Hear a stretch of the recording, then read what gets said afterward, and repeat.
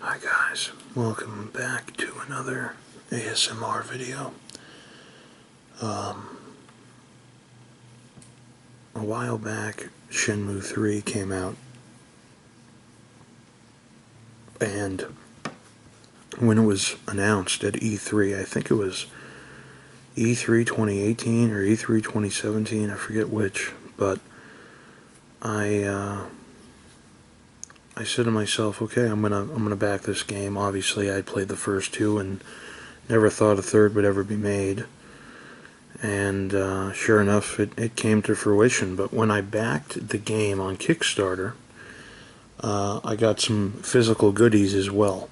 And those finally came in the mail the other day. I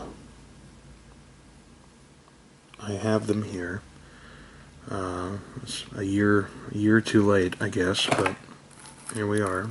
The first thing that came in was the Shenmue 3 backer exclusive original soundtrack. And this is all in Japanese, so that doesn't help us. I can't understand any of these song tracks, but there are 21 on here. There. But the point of this video is for us to look at this item. And again, I'm hoping it's not in Japanese, because if it is, it won't make really any sense to look through. But I guess we can look at the Art of Shenmue 3. Here it is. Shenmue 3, and it's the art. So, let's take a look.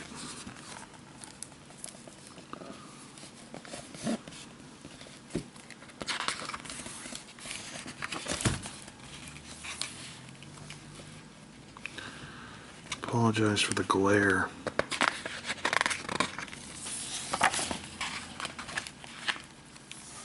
Okay. Well, here we have Ryu, and we have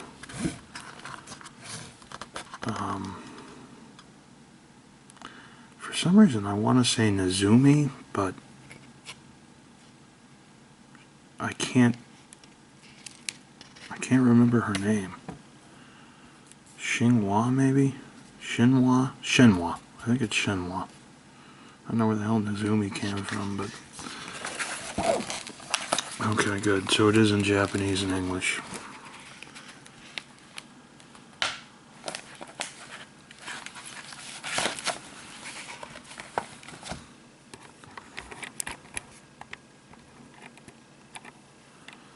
It says, Destiny leads Ryu to Niowu. The moon shines a mysterious light upon the town.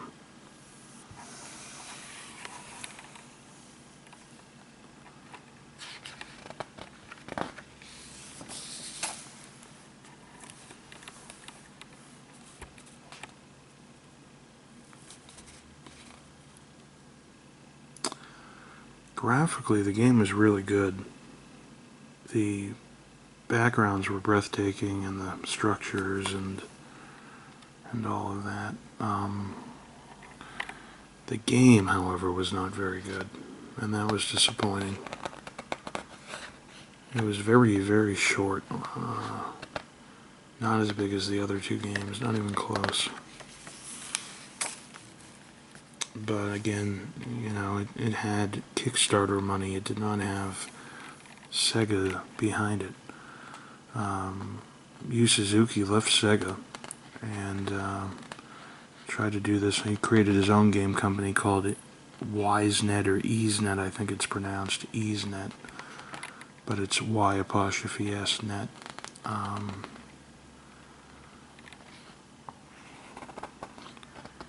And Sony, once it hit a certain amount of money on the Kickstarter, then Sony agreed to fund some of it.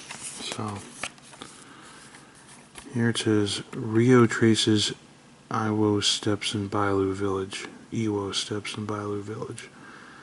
A concurrence flows between Ryu and his young father. So for those of you who remember, the whole point of Shenmue is to have to avenge the death of your father, who was killed by Lan Di in the first game. That's the whole reason the game was made. So,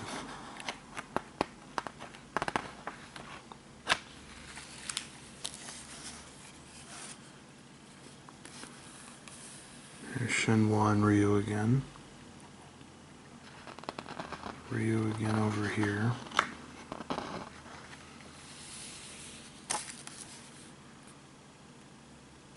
This is one of the first fights that you have in the game, first boss fight, if you will.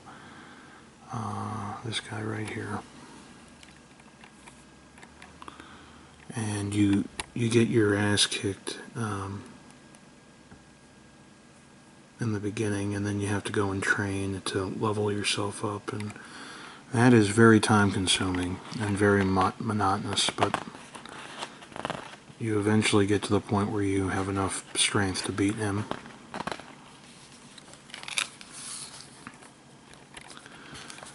Yeah, these are the villagers in the village here in Bailu. And you get to interact with a couple of them. And then here it says, people come and go at the pawn shop. Everyone with something on their mind. If you're not here to make a deal, then you best be on your way.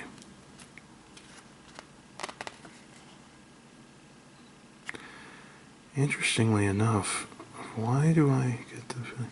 I think this pawn shop is towards the end of the game, when you have your final fight with Lan Di and his cronies, before you can get to Lan Di, you have to go through this area, and I think this is the blind guy that you have to help find his missing trinkets, and he gives you some goodies if you do. Interestingly enough, in this game, you find out that Lan Di is actually not the head honcho of this organization. It's a woman. I forget the woman's name off the top of my head, but she's really the head person here. Lan Di's just a lackey, just like everyone else is. Yep, here's the guy from the first game, Chai. He eyes his chance like a hawk to get a hold of the mirror. Ryu deals Chai the finishing blow, ending the fierce fight. Yeah, the whole point of Shenmue, again, you avenge your father's death, but Lan Di is trying to steal a mirror that your dad possesses, and supposedly if he controls all the mirrors, he gets the treasure or whatever. Here's the guy you fight the first time, you fight him again. The sky colors to dusk during the final battle with Ji Long-yi at Old Castle. Yeah, so Old Castle is the pawn shop, one of the last places you see in the game. With more training and with new techniques under his belt, Ryu challenges Ji again. Yep.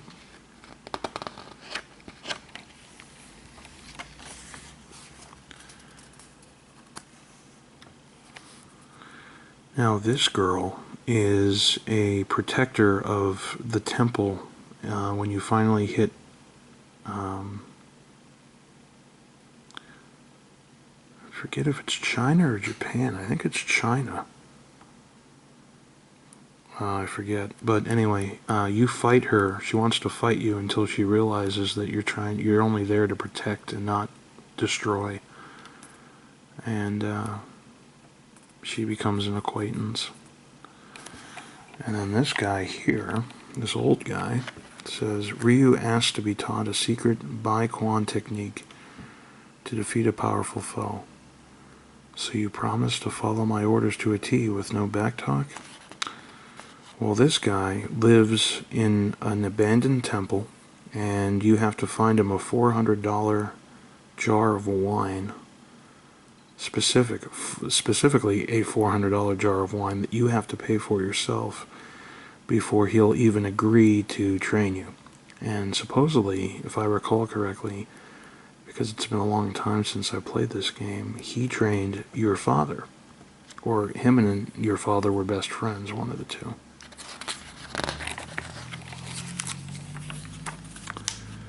Yeah, this is one of the arcades that you get to play. One of the games in the arcade machine, in the arcades where you get, tickets to get trophies, or, like the old Dream Machines or Chuck E. Cheese. You get enough tickets, you get prizes. So this is one of the games that earns you tickets. And then this guy here, meeting up with Zhang again. Ryu uses the Chawan sign to track the Chiyu men out with the secret of blue spiders and hunt down their hideout. Well, this was DLC that came into the game. I don't know if you can see with the glare, but this was DLC, and I was never able to play this mission because for some reason when I beat the game, it will not load this mission no matter what I do. So I was never able to play it even though I paid for it, which I'm not a fan of, unfortunately. But what are you going to do? I wasn't going to sit there and try to fiddle with it for 30 years. It wasn't the end of the world for me. Now, this I did not get to do in the game. But this is from the second game where you get to drive a forklift. You have to earn money, so you have to go get a job. And apparently this was an option in the third game, but I was never able to get there or to participate in this, which was a shame. I was looking forward to this again. And then here it says, the engine reverberates throughout the rundown ship, ferrying passengers and their memories. The ship's job is not yet done. So you're on a ship going from Japan to China, or from China to Japan, I forget which. But, or I'm sorry, I think you're going from Japan to Japan, but you're in the way out in the country to start, like almost the boondocks of Japan, and now you're going to the city, I believe. These are a cast of characters that you meet within the game. So for example, this lady here, she runs the hotel that you stay at, and she's always asking for her money. This lady, this little girl, I think sells you dumplings. Or you have to play hide and go seek. I think you have to play hide and go seek with these kids here. This lady's an old lady who I think is a restaurant owner. Yeah, these are all Japanese people that you meet on your journey. This guy's a store owner. I'm surprised they haven't shown the big fat guy that you can learn fighting techniques from. Let's see. Well, I think that does it. I think that's the end of the... Oh, no, it's not. We got more. Okay. These are sketches. Ryu Hazuki.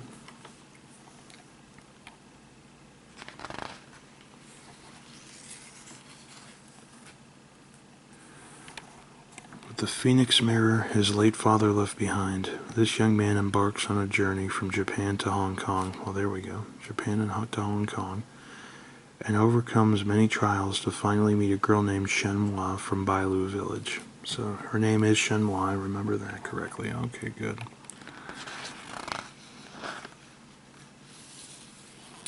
Here's Shenmue. Ling Shenmue. And Shenmue, the animals love her. She's like a Japanese Disney character, or a Hong Kong Disney character, if that makes any sense. She's one with nature, she's one with the world. And everyone assumes that you guys are dating, but you both kind of squash any talk of it. But I mean, she likes you and you like her, you know. but you're awkward in this game. You really don't know how to communicate with her. A mysterious girl in tune with nature living deep within Guilin. She is unaware that meeting Ryu turned the tides of fate for both of them. And again, we're never going to know unless a fourth game comes out. Now this is Ren, and Ren is a nuisance, basically. He's Ryu's sort of, trying to think of the word, his nemesis, if you will, but they're really not enemies, but they are. Boss of the Heaven Street Gang, vicious if opposed, but incredibly loyal to those he deems as friends.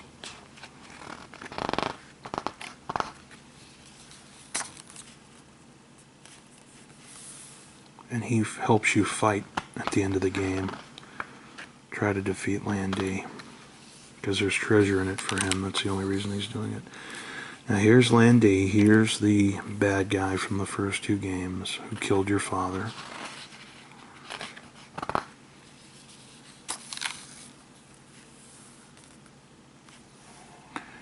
The man in the dragon robe, wielding a strange martial art, who took the life of Ryu's father, Iwo.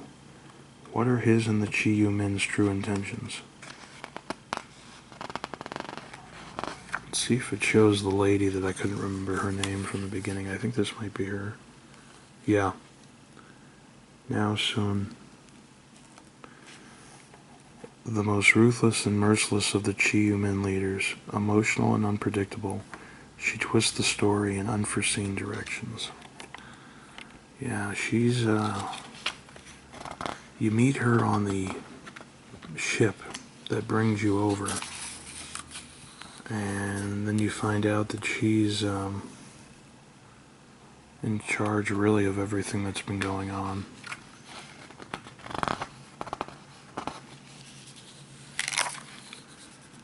Chai, an eerie fellow that has followed Ryu from Yokosuka. His identity remains unknown. Yeah, he has no teeth, and because of the teeth that he's missing, he almost looks like an alien or a mutant. He's a very skilled fighter.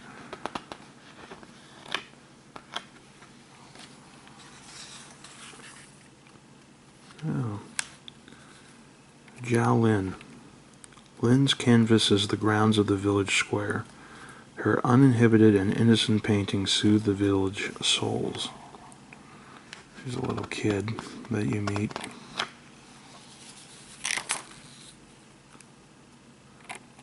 And this is the girl that is the protector of the temple.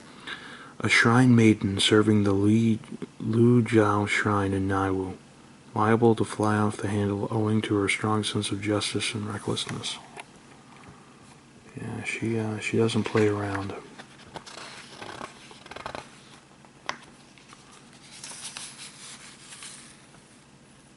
Wei Zhen. Now, Wei Zhen has a crush on you in this game, but you totally dismiss her, basically. A young martial artist studying under Grandmaster Feng, interested in Japanese martial arts, she entreats Ryu to spar.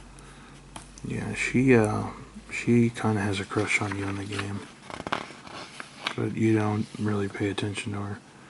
And the funny thing is, there's a guy who is in the game who thinks that you like her, and he likes her, and he tries to fight you over her because he reads the situation wrong. And you basically tell him, hey, look, I don't want nothing to do with her, and he calms down after that, but he still doesn't trust you. This guy's the boss here. He's the boss of the Red Snakes. Walks the Naiwu streets like he owns the place, making trouble. And in this game, he is absolutely massive. I mean, look at this dude. All muscle. He's like 6'6". He's a massive guy. Again, I gotta do something about this glare. This is bad. Here's the Phoenix Mirror and the Dragon Mirror.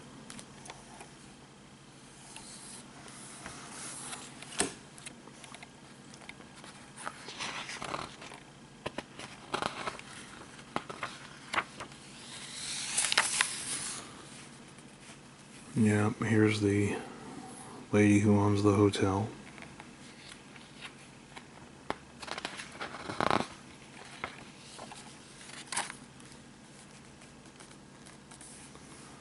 Here's some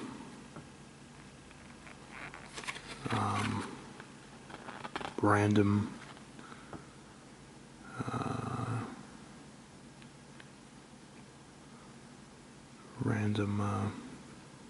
advertisements.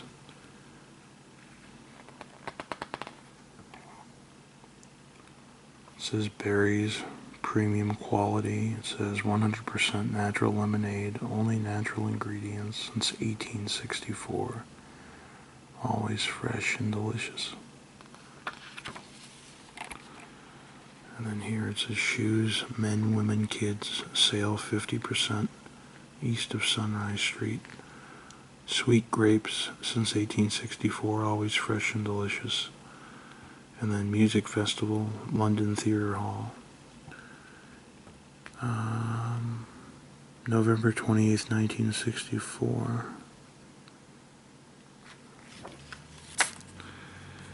And then these are some of the toys that you can win in the game that you can get from the vending machine. So you got Ryu driving the forklift.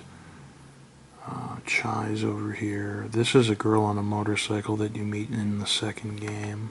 Landy, your nemesis, the old lady who cooks at the restaurant that you eat at.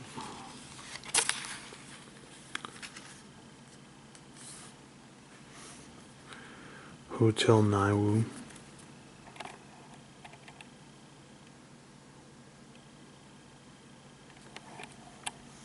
This is Yu Chan.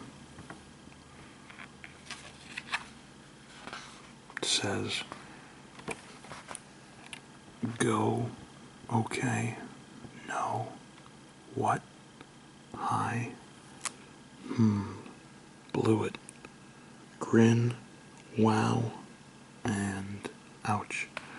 Sort of like emoji faces.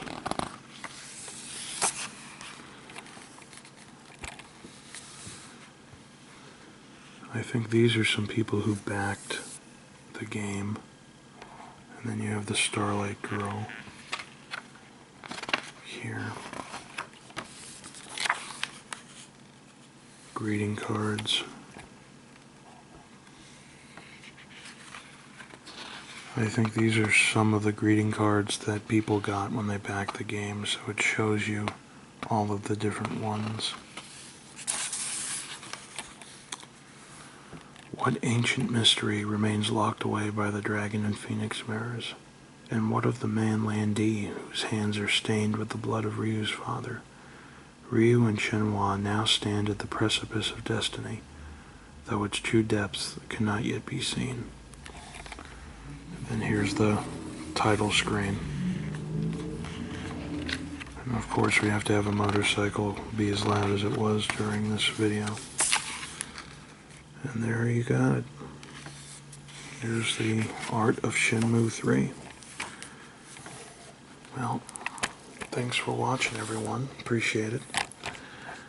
Stay tuned. I'm going to attempt to do an unboxing for another video here on New Year's Eve. It's a collector's edition of a game that has already been out for a long time, but I have not played it yet because I was waiting on the collector's edition to come in, which it finally did, literally today, the 31st. So, stay tuned, and we'll see you soon. And I hope everyone has a happy new year.